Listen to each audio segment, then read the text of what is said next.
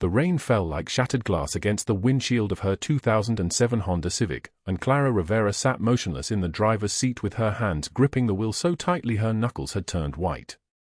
The engine had died 17 minutes ago on the edge of the Atlantic City Expressway. Outside, thunder rolled across the Philadelphia sky in long, angry waves, and the neon from a distant gas station bled red and blue into the darkness. The highway was empty except for the sound of rain hammering the roof like it was trying to break through. She had $5 in her pocket. $5 and a used Honda that had finally given up on living. The eviction notice sat folded on the passenger seat, the red ink bleeding slightly from the dampness of her palms where she had held it for the past 3 hours.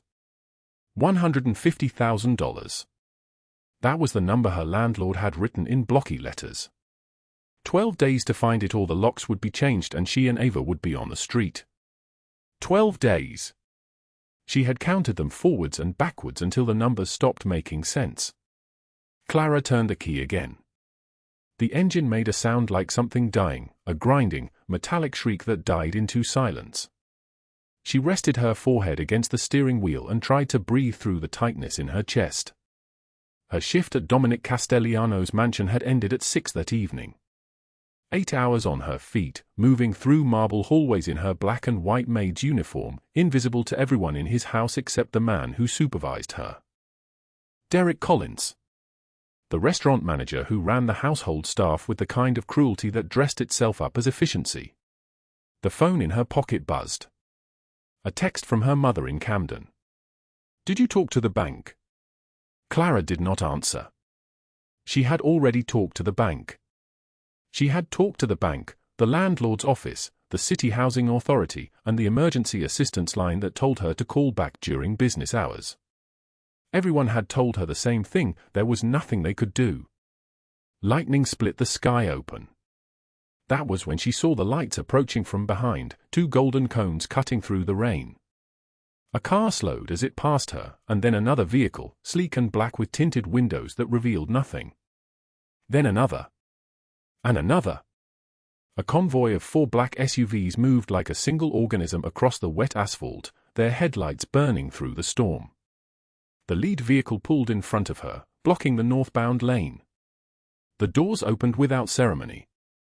3 men emerged from the darkness wearing tailored coats that cost more than everything Clara owned combined. They moved toward her Honda with the kind of purposefulness that made her entire body go rigid. The middle man was taller than the others, broad-shouldered and dark-haired, with a face carved from something harder than flesh. A scar ran from his left eye to his cheekbone, silver in the headlight glow. He wore a charcoal cashmere coat that fell to his knees, and when he bent to peer through her window, his movements were fluid, controlled, the way a predator moves when it has already decided. Clara's hand went to the door lock. The man's dark eyes met hers through the glass. He did not smile. His eyes were grey, the kind of grey that existed in winter storms and empty rooms, and something in them made Clara understand with absolute clarity that this man had never been told no in his life. He gestured once. A small movement of his fingers. She lowered the window. "Your car is broken," he said. His voice was gravelly, deep, the sound of expensive cigars and old money. An accent threaded through his English, Italian vowels softening the edges of his words. "Yes," Clara managed. "The engine died. I'm waiting for roadside assistance." "You have been waiting for 17 minutes. He said this like a fact, like he had been watching. "The nearest service station is 8 miles north. In this rain, the wait will be much longer." He paused, studying her face with an intensity that made her feel exposed.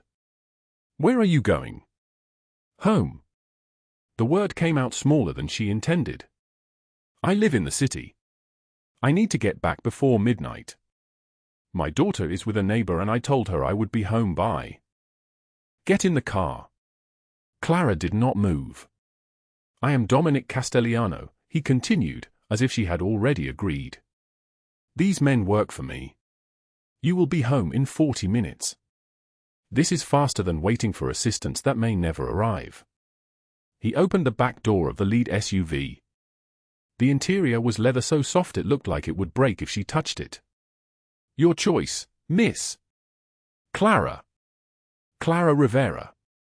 She looked past him at the other men, then back at Dominic. Her mother's voice in her head was screaming warnings. Every instinct told her that getting into a car with strange men on a dark highway was the kind of decision that changed lives. But she thought of Ava at Mrs. Patterson's apartment, Ava who had asked twice why they had to move, Ava who was old enough now to understand that something was very wrong. She grabbed her purse and the eviction notice and opened the car door. The rain hit her like a weapon, soaking through her black uniform in seconds. Dominic did not offer her an umbrella. He watched her cross the space between the cars with something like curiosity moving across his features, and when she climbed into the SUV, he settled into the seat across from her rather than beside her. The interior smelled like new leather and expensive cologne. The engine was so quiet Clara could hear herself breathing. Your address, Dominic said to the driver, a broad-shouldered man with the flat face of someone who had been hit many times. The man's name was Rocco. The other lieutenant, the one who had opened the passenger door, was named Sal. She would learn these names the way she learned all important information, by listening when people forgot she was there. She gave her address. The car pulled back onto the highway, and through the rear window, Clara watched her broken Honda disappear into the rain. She held the eviction notice in her lap like a piece of her own broken body. "You are afraid," Dominic said. It was not a question. "I don't know you." "No. But you are here anyway." That suggests desperation rather than stupidity. He leaned back in his seat, and the scar on his face caught the light from the passing street lamps. "You work in my house. I have seen you moving through the hallways. My staff is invisible to me until they stop being invisible." "What made you stop being invisible, Clara Rivera?" She did not understand the question. She held the eviction notice tighter. "The household manager," Dominic continued, "Derek Collins, he approached one of my associates last week. He suggested that certain staff members could be encouraged to leave their positions if he received compensation. He was attempting to extort me through intimidation of my employees." Dominic paused. "I do not respond well to extortion." Clara's throat had gone dry. "You have worked in my house for approximately 8 months, he continued. In that time, you have been marked by someone. I can see it the way you move, the way you watch the doors. You carry injury that has nothing to do with age." His grey eyes fixed on her face. "Derek Collins caused that injury." She did not answer. "What I need you to understand," Dominic said, "is that this will not continue. You will not return to work in my house. You will not encounter Derek Collins again. This is not a negotiation or an offer. It is a statement of fact." The car cut through the rain. Philadelphia's skyline appeared in the distance, a crown of lights against the dark sky. "Why?" Clara asked. Dominic turned to look out the window. "Because invisible people deserve to be seen," he said quietly. "And those who profit from their invisibility deserve to lose everything." The car pulled onto her street 43 minutes later, exactly as he had promised. Mrs. Patterson's apartment was dark except for a single light in the front window. Clara reached for the door handle, then stopped. "I cannot pay you," she said. "I have no way to repay this kindness or protection or whatever this is." "I did not ask for repayment," Dominic said. "Then why? Why would you do this for someone you do not know?" Dominic was quiet for a long moment. When he spoke, his voice was very soft. "A long time ago, I lost someone. A child. She was stillborn. 14 years ago this November." He turned to face Clara. "I never got to protect her. I never got to decide that her life mattered more than anything else. I never got to tell her that she was not invisible." He paused. "I cannot change that loss. But I can make certain that yours does not become his story." Rocco had already left the car and stood on the sidewalk with an umbrella, waiting to escort her to the building. Clara stepped out into the rain, the eviction notice crumpled in her hand, and did not look back. But as she climbed the stairs to Mrs. Patterson's apartment, she heard Dominic's voice once more, muffled through the car window. "The red ink on that notice will not matter." She did not understand what he meant.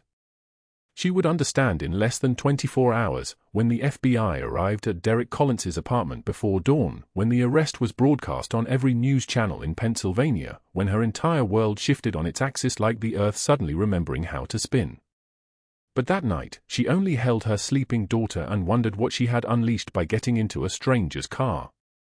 Before we continue with what happened next, if this story is hitting you in the chest the way it's hitting us, please drop a like on this video. Share it with someone who needs to hear that sometimes one person's act of protection can change an entire world. Subscribe to this channel so you don't miss tomorrow's video, because the next 24 hours of Clara's life will shock you. Now let us go back to the beginning. Let us understand how Clara Rivera found herself with $5 in her pocket and 12 days before her world collapsed completely. 12 days. That was all Clara Rivera had left. She stood in the kitchenette of her studio apartment on the corner of 8th and Vine, holding the eviction notice in both hands like it might shatter if she gripped too hard. Red ink. Official seal. 12 days before the locks changed and everything she owned got thrown into a city dumpster. $5 remained in her wallet. $5 and 12 days, and a 7-year-old daughter sleeping in the next room who did not yet understand that home was about to disappear. Clara folded the notice carefully and placed it on the counter beside the stack of unpaid hospital bills from last winter when Ava's asthma sent them to the emergency room at 2 in the morning. The surgery alone had cost $47,000. She had paid $312 of that amount. The rest lived in collection notices that arrived in her mailbox like clockwork, like punishment, like a debt she would carry until her body stopped moving. The alarm on her phone read 5:53 a.m.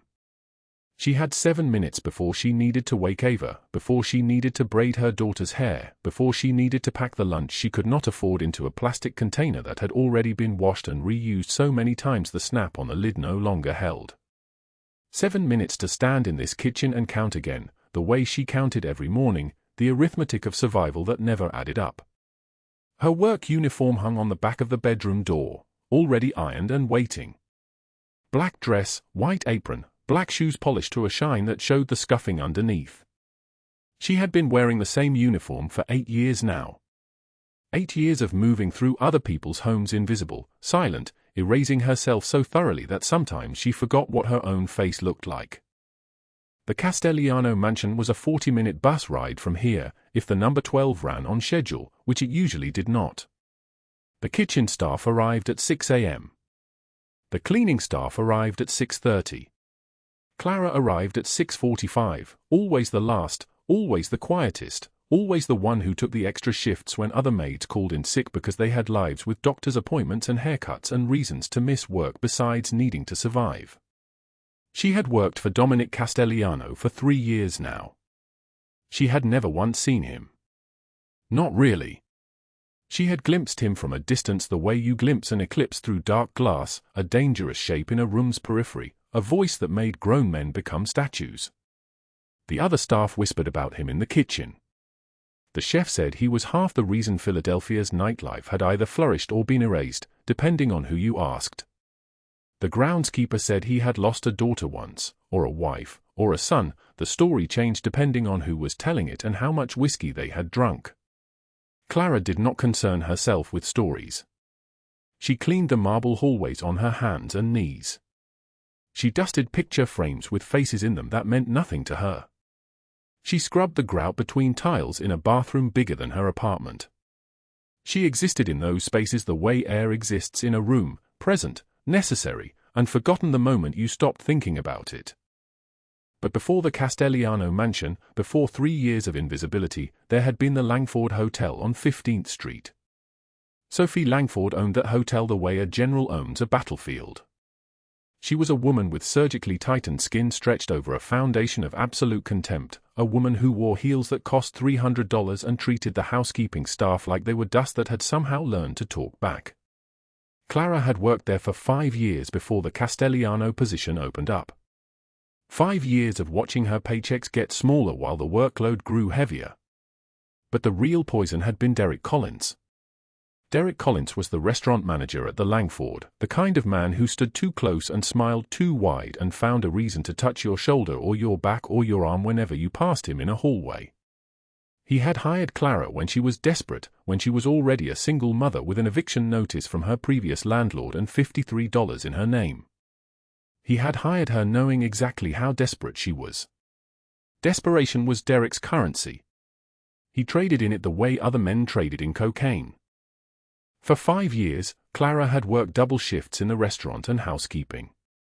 For 5 years, Derek had found reasons to corner her in the laundry room, to brush against her, to whisper things about what could happen if she reported his behavior. She would lose her job, her housing, her daughter would end up in the system. He said this casually, the way other men discussed the weather. For 5 years, she had let him touch her because the alternative was homelessness, and you cannot protect a child from the streets the way you can protect a child from a manager's hands in a utility closet. The scars on her back were a map of what happened when she finally said no. 8 of them, thin white lines that crisscrossed like a highway system of pain. He had pushed her through a glass door when she tried to quit. He had told her it was her fault for being clumsy. He had reduced her hours to 18 a week and told her that if she called the police or the hospital or anyone, he would make sure no restaurant or hotel or family would ever hire her again. She had believed him. So she had moved to the Castellano mansion. She had taken the position that paid slightly less but offered the possibility of invisibility on a larger scale, and invisibility had become her only form of safety. Ava's voice came from the other room, small and uncertain. "Mommy." Clara closed her eyes. She could not afford to break, not now, not with the alarm set for 6 a.m. and the bus running late and a daughter who needed lunch money for a field trip that cost $15 that she did not have. "Coming, baby." She washed her face. She braided Ava's hair. She packed the lunch in the plastic container. She watched her daughter eat cereal with milk that had 3 days left before the expiration date, and she counted the dollars in her head again, the brutal mathematics that never changed no matter how many times she performed it. $5. 12 days. $150,000 owed in debt and fines and the landlord's demand that she vacate the premises. The eviction notice sat on the kitchen counter, and Clara did not look at it as she left for work. She had memorized every word anyway. The red ink was burned into her vision like a scar. The Philadelphia morning arrived thick with humidity, the kind of heat that made the air itself feel like a living thing pressing down on your shoulders. August in the city tasted like diesel exhaust and wet concrete and the distant promise of a thunderstorm that may or may not come. Clara walked the 4 blocks to the bus stop, a uniform pressed against her skin, her shoes clicking on the sidewalk in a rhythm that matched her heartbeat. The bus was 14 minutes late. She stood in the shelter with 3 other women and an old man reading a newspaper that bore a headline she could not quite make out. The sky above the street was turning from black to purple to the kind of gray that suggested rain. The humidity had a weight to it now, pressing, insistent, like the weather was trying to force something out of the earth. When the bus finally arrived, Clara found a seat in the back. She rested her head against the window and tried not to think about 12 days. She tried not to think about Ava sleeping in a shelter. She tried not to think about Derek Collins, about Sophie Langford, about the way the world arranged itself so that some people could take everything from other people and call it business. The bus moved through the city streets. Buildings passed. Traffic lights turned from red to green to red again. And somewhere in the distance, the thunder rolled like a warning, like a bell tolling, like the sky was getting ready to crack open and change everything. Somewhere in Philadelphia, on a street where the rain fell like judgment and the neon signs bled into the wet asphalt, Dominic Castellano sat in the back of a black Mercedes, his fingers turning a small piece of paper over and over in his hands. The paper was old. Fragile. It bore a name written in his late wife's careful script, Isabella. 11 years since she had held that pen. 11 years since the nursery upstairs in his mansion remained exactly as she had left it, the crib untouched, the mobile still hanging above the empty mattress, the name Isabella painted on the wall in pale blue that had faded to the color of a ghost. He was 53 years old and he looked every hour of it. His face carried the weight of empires built on broken promises, his dark eyes set deep beneath a brow that seemed permanently creased with the burden of running the largest criminal enterprise in the Northeast. A silver scar ran from his left eye toward his jaw, a reminder of a man he had killed 30 years ago for daring to touch something that belonged to him. His suit was charcoal gray, tailored in Milan, worth more than most people's homes. His cashmere coat draped across the seat beside him, cream-colored, the kind of luxury that whispered of a man who had stopped counting his money years ago. Rocco sat in the front passenger seat, his thick neck bent forward as he monitored police frequencies on a handheld radio. Sal drove with the kind of mechanical precision that came from 15 years of never having an accident, never being late, never deviating from the predetermined route. Neither man spoke. They had learned long ago that Dominic did not require conversation. He required silence and loyalty and the absolute certainty that when he gave an order, it would be executed with a kind of devotion that bordered on religious. The Mercedes moved through the city streets toward the mansion on Society Hill, a building that occupied an entire corner block and had been in the Castellano family for 3 generations. The electricity would be on. The kitchen would be clean.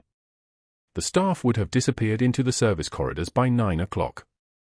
Everything would be exactly as it always was, ordered, controlled, empty of anything that mattered. Dominic had not slept more than 2 hours a night since Isabella died. He had built his empire wider, his money deeper, his influence stronger. He had consolidated power until his name alone could make men weep. And still, the nursery upstairs remained untouched. Still, he refused to say her name aloud except in the dark, when no one was listening. The radio crackled. Rocco straightened. Highway accident, mile marker 12. One vehicle appears disabled.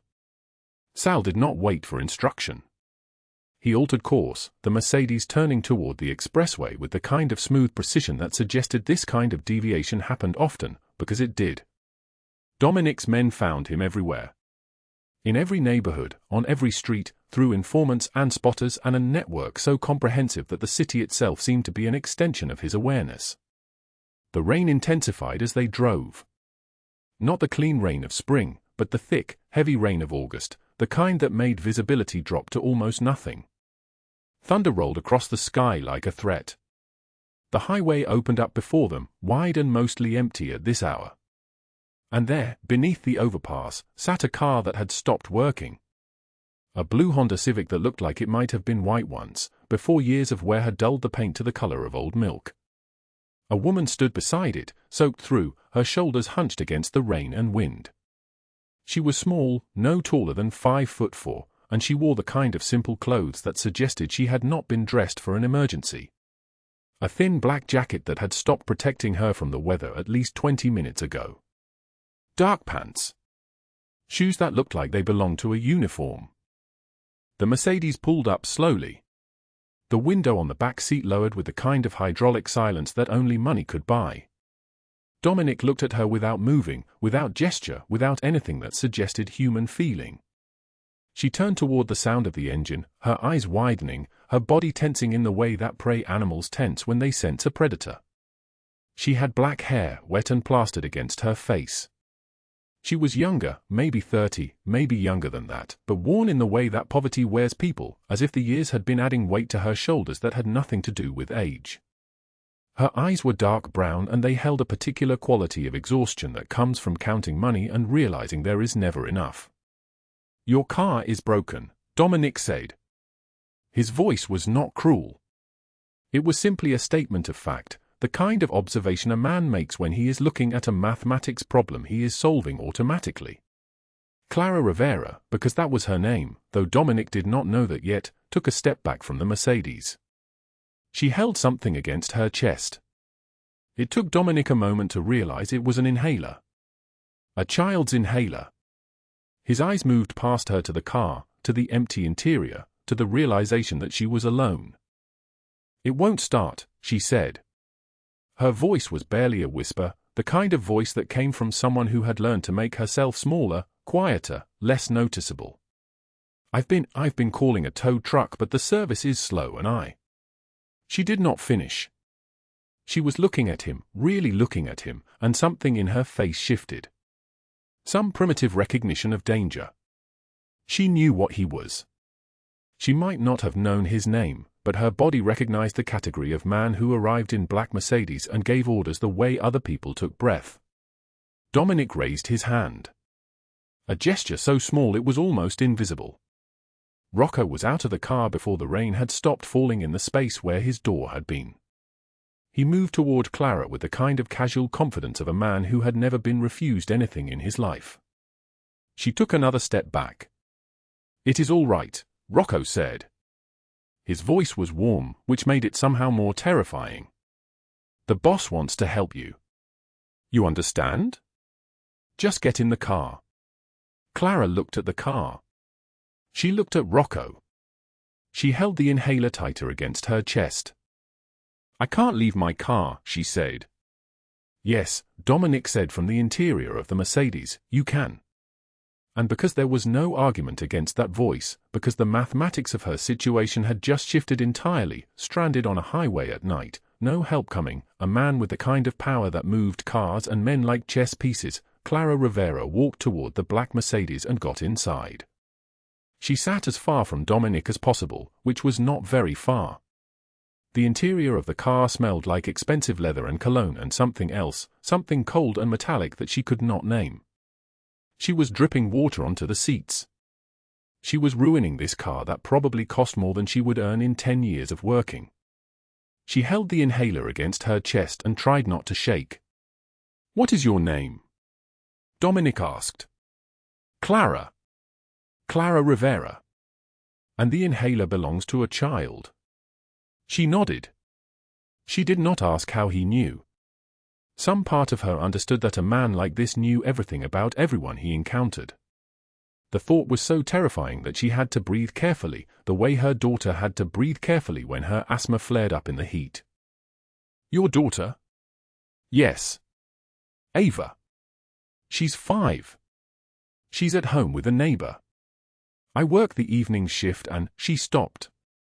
There was no point in explaining. This man did not care about her schedule, about her transportation difficulties, about the fact that her car had been held together with duct tape and prayers for the last 8 months. Dominic was still turning that piece of paper over in his hands. Isabella's name. His dead daughter's name. He was looking at this woman, this poor woman in soaked clothes, holding an inhaler like it was the most precious thing she owned, and something inside his chest moved. Something that had been calcified for 11 years suddenly found a crack. "Sal," he said, "take us to her home." Clara looked at him. "I don't understand." "Yes," he said, "you do. You will tell Sal your address. We will pick up your daughter. You will go home. And in the morning, someone will bring your car to you. It will be fixed." He said it the way other men said hello. The way other men said goodbye.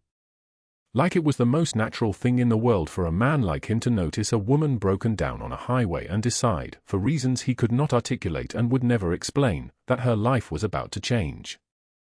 Clara gave her address to Sal in a voice that did not sound like her own voice. 22 minutes later, they pulled up to the small apartment building where she rented a 1-bedroom on the 3rd floor. The rain was still falling. The building looked small and worn and like exactly what it was, the kind of place where people lived who had run out of other options. Dominic did not get out of the car. He simply sat in the darkness and waited while Rocco walked Clara upstairs to collect her daughter. Ava was sleeping on the neighbor's couch, a small child with dark curling hair and breathing that came a little too heavy with sleep. When Clara woke her, the girl did not cry or resist. She simply reached for her mother and held on. She was the size of a doll. She weighed almost nothing. When they returned to the Mercedes, Ava looked at Dominic with the kind of directness that children possess before the world teaches them to be afraid. "Are you a bad man?" she asked. Dominic looked at her. He did not smile. He did not soften. But something in his expression changed so subtly that only a man who had known him for decades would have noticed it. "Yes," he said. "I am. My mama says bad men don't help people. Your mama is correct. But sometimes bad men help people anyway. And when they do, it surprises everyone, including themselves. He did not touch the child. He did not make promises. He simply sat back in the darkness and allowed Clara to settle Ava against her chest, and he watched them with the intensity of a man who had lost the only child he would ever have, and he decided, right there, in the back of a black Mercedes on a highway where the rain fell like judgment, that this small woman and her daughter were no longer invisible. The rain came down like punishment that night, and Clara Rivera stood in the middle of it with nothing but a phone that had died at 6:37 p.m. and a daughter sleeping in a stranger's apartment 3 miles away. The eviction notice sat in her jacket pocket, the red ink bleeding slightly from the moisture, the numbers clear enough that she had memorized them weeks ago. $150,000. 12 days. She had $5 in her wallet and a shift that had ended with Derek Collins handing her a written warning instead of her paycheck. Attitude problem, he had written. Insubordination. The real reason was simpler. She had refused him. Again. The parking garage where she had left her car that morning smelled like oil and rust and the kind of despair that settles into concrete. Her Hyundai, 12 years old and held together with duct tape and prayer, would not turn over. The engine clicked twice and died. She sat in the driver's seat with her hands on the steering wheel and did not cry. Her tears had stopped coming somewhere around year 4 of hiding the bruises under her uniform. She called the only person who might answer at 8:19 at night. Mrs. Chen, her neighbor, the woman who watched Ava 3 nights a week for money Clara could barely afford. She's sleeping, Mrs. Chen said. You come when you can. Clara walked to the highway. The asphalt was still warm from the day's heat, but the rain cooled it in patches, and the neon from the distant strip mall reflected off the wet surface like blood in water. Thunder rolled across the city. She stood at the edge of the on-ramp with her thumb out, and 3 black SUVs pulled over before any other car even slowed down. The first thing she noticed was that the men who emerged were not the kind of men who stopped for hitchhikers. They wore suits that cost more than her annual salary, and they moved with the coordinated efficiency of people trained to hurt things. The passenger door of the second vehicle opened, and a man stepped out into the rain without any apparent concern for his clothing. Dominic Castellano was tall enough that the rain seemed to fall around him rather than on him. His face was sharp and carved from something that did not take impressions easily. A scar ran from the outside corner of his right eye down to his cheekbone, thin and pale against his dark skin. When he looked at her, his eyes were the color of winter storms. Your car, he said. Not a question.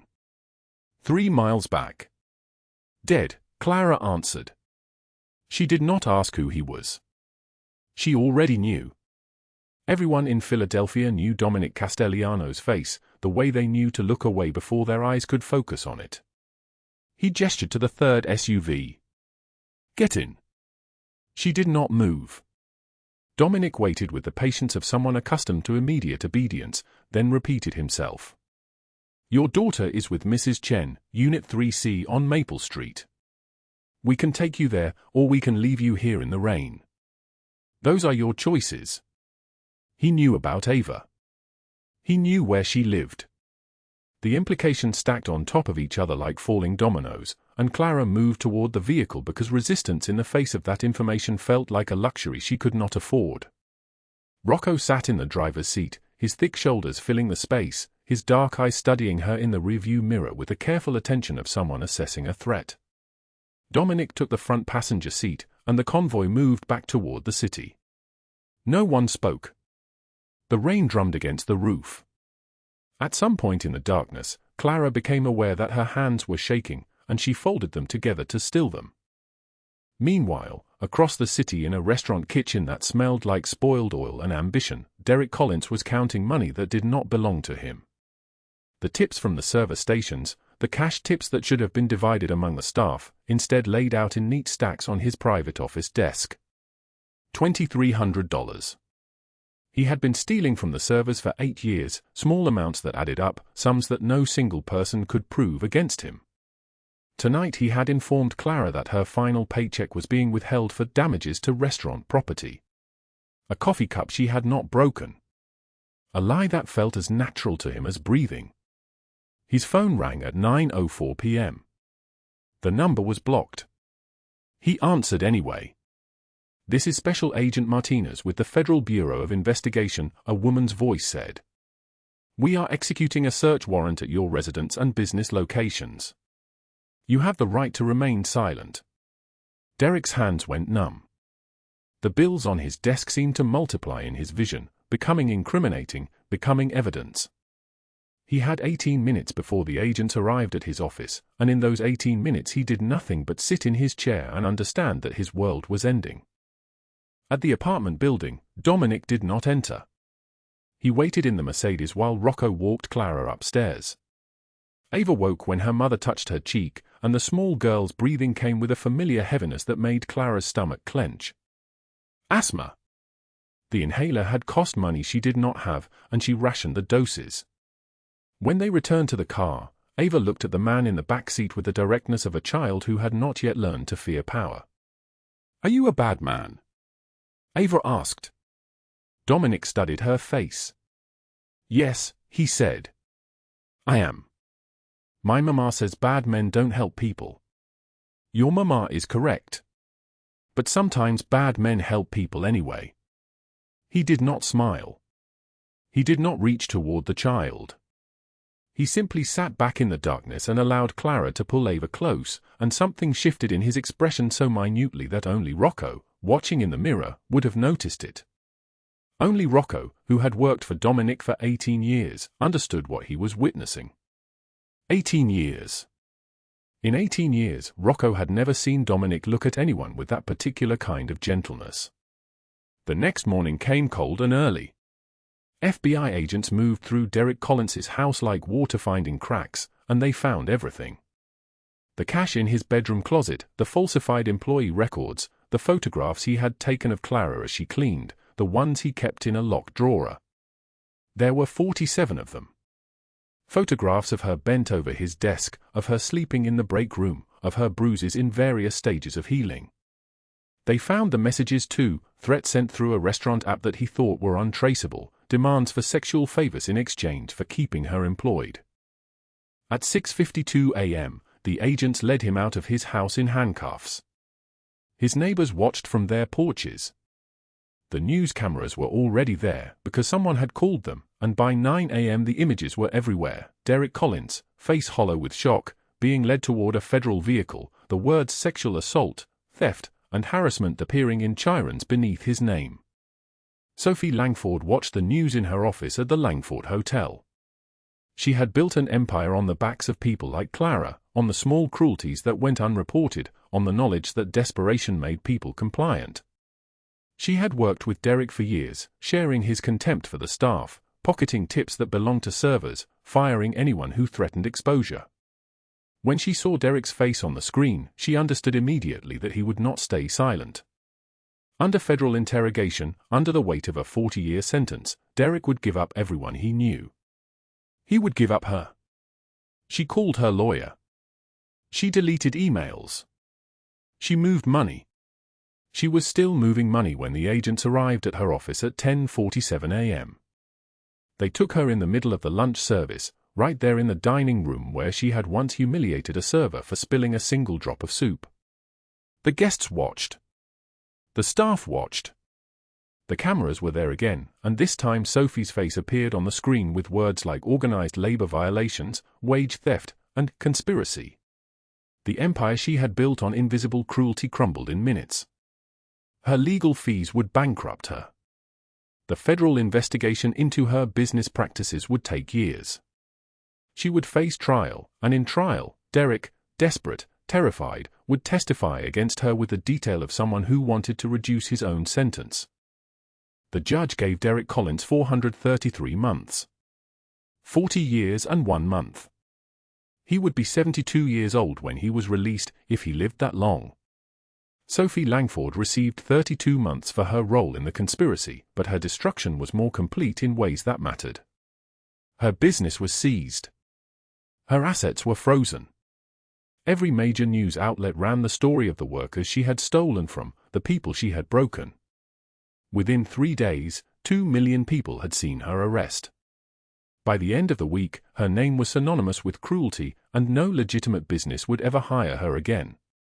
Clara learned about Derek's arrest from a news alert on her phone. She was sitting in Dominic's library, a room so large and lined with books that it felt like standing inside someone's mind, when the notification came through. She read it 3 times, certain she was misunderstanding. 40-year sentence. Sexual assault. Harassment. Theft. The words assembled into a narrative that did not include her having to speak, having to testify, having to expose the scars on her back to a courtroom full of strangers. She did not cry. Instead, she sat very still, and Ava, who was drawing pictures at a small table nearby, looked up and said, "Mama's face is different now. Did the sad go away?" Clara could not answer. The sad had not gone away. It had simply transformed into something else, something that felt almost like the possibility of forward motion. 1 year later, the November sun hung low over Philadelphia, painting the city in shades of amber and rust. Clara Rivera stood in the empty classroom of the House of Hope, a non-profit center she had built from nothing in a converted warehouse in North Philadelphia. The walls were covered with children's drawings, bright splashes of color against exposed brick. 47 children had passed through these doors in 12 months. 47 children who had experienced what she had experienced: abandonment, hunger, the particular terror of watching an adult's face turn cold. She wore a cream-colored blazer now, tailored and fitted, and her hair was pulled back in a style that showed her face completely. No more invisibility. No more black and white uniform designed to make a person fade into the background. She had enrolled in night classes at Temple University. 2 semesters completed. 2 more to go before her degree in social work would be official. The sound of small footsteps echoed through the hallway. Ava appeared in the doorway, 6 years old now, wearing a pink backpack covered in star stickers. She had grown 2 inches. Her asthma attacks had stopped completely, a different kind of miracle than the ones that happened in churches. "Mama, are you coming?" Ava's voice was clear, unburdened, the voice of a child who had learned that when she asked for something, the answer was almost always yes. Clara knelt down and smoothed Ava's hair from her forehead. "Yes, baby. I'm coming." At home, and it was home now, not a place she was surviving but a place she belonged, Dominic was waiting. The mansion had changed in the year since Derek's arrest. The cold marble and oppressive silence had been replaced with warmth. Persian rugs in deep reds and golds covered the floors. Fresh flowers sat on every table. The nursery on the 3rd floor, the one that had remained locked and untouched for 17 years, had been opened. Dominic had transformed it. He had removed the crib and the white furniture that belonged to a stillborn daughter named Elena. In their place, he had built something new. A small library for children. Picture books arranged on low shelves. A reading chair upholstered in soft gray fabric. On the wall, in beautiful script, was a single word: hope. 3 times a week, after the business of running his legitimate enterprises concluded, Dominic sat in that chair with Ava on his lap and read to her. She would nestle against his chest, and his deep voice would move through the pages of stories about brave girls and kind kings and forests where magic was real. He had learned to do the voices. He had learned to pause at the right moments to let her guess what would happen next. He had learned that gentleness was not weakness. That evening, as the sun dissolved into darkness, Dominic stood on the balcony of the penthouse overlooking the city. The Philadelphia skyline spread before him like a kingdom he had once ruled with fear and now was learning to rule with something else entirely. His empire had been transformed, piece by piece. The nightclubs that operated in shadows were closed. The protection rackets had been dissolved. What remained was legitimate real estate, restaurants, a construction company, a foundation bearing Clara's name that provided legal assistance to workers who had been exploited. He heard her footsteps before she appeared. Clara moved differently now. There was no hesitation in her stride, no apology in the way her body occupied space. "Ava is asleep," she said, coming to stand beside him. The city lights reflected in her eyes. Dominic turned to face her. He was a tall man, 6'3", broad-shouldered beneath an open-collared white shirt. A thin scar ran from his left eye to his cheekbone, a remnant of a life lived in violence. But his face was different than it had been a year ago. Softer. More human. "She asked me to read the story about the girl with the dragon again," he said. His voice was steady, warm. "She wants to know if dragons can love people as much as people love dragons." Clara smiled. "What did you tell her?" "I told her that I was learning to believe in that myself." The silence between them was full. Not empty. Not waiting. Full of something that had grown slowly, in small moments, over the past year. In stolen glances across rooms. In the brush of their hands when they both reached for something. In his patience when she flinched at sudden movements, a reflex she was slowly unlearning. In her forgiveness, which had not come quickly, because forgiveness was not something owed to him. It was something she had chosen to give. "I need to tell you something," Dominic said. His hand reached into his jacket pocket. Clara's breath caught. She knew what was coming. Part of her had known for months. He dropped to one knee on the balcony floor. Around them, the city continued its endless motion, cars, conversations, the hum of millions of small lives. But on that balcony, everything stopped. "I have loved you since the night you stood in the rain and told me your daughter's name like you were entrusting me with her entire heart," he said. His voice did not waver. "I have loved you through every moment of your healing. I will love you through every moment that comes next. Clara Rivera, will you marry me?" The ring he held was simple. White gold. A single diamond, modest and perfect. It was not the most expensive ring he could have bought. It was the one he had chosen after looking at 100 others, the one that reminded him of her, understated, strong, beautiful not because of what it cost but because of what it meant. Clara said yes before he had even finished speaking the question. She said it 3 times. Yes. Yes. Yes. Rocco and Sal, waiting inside the penthouse with glasses of champagne already prepared, heard her voice carrying through the glass doors and exchanged a look. In 5 years of working for Dominic, they had never seen him on his knees for anything. They had never seen him afraid. They had never understood that power was not the opposite of vulnerability. Sometimes power was the willingness to be vulnerable in front of the person who mattered most. For months later, in a garden in spring, Clara walked down an aisle beneath an arch of white flowers. She wore a simple white dress, nothing ornate, nothing that tried to be something it was not. Her hair hung loose down her back. She carried a single stem of lily of the valley, the flower that meant return to happiness. Dominic waited at the end of the aisle in a dark suit, his jaw tight with emotion he was barely containing. When she reached him, he took both her hands and held them like she was the most precious thing he had ever touched. They exchanged vows they had written themselves. His voice was rough when he spoke. Hers was steady and sure. "I stand here as a woman who was told she was nobody," Clara said, looking directly into his eyes. "I stand here as a woman who learned that being invisible does not mean being less. It means you are waiting for someone who will finally see you. You saw me. You chose me when you had 1,000 other choices. I choose you too. Not because you are powerful. Because you are kind. Because you learned that strength and gentleness are not opposites. Because you love my daughter like she is your own. Because you are becoming the man I believe you can be."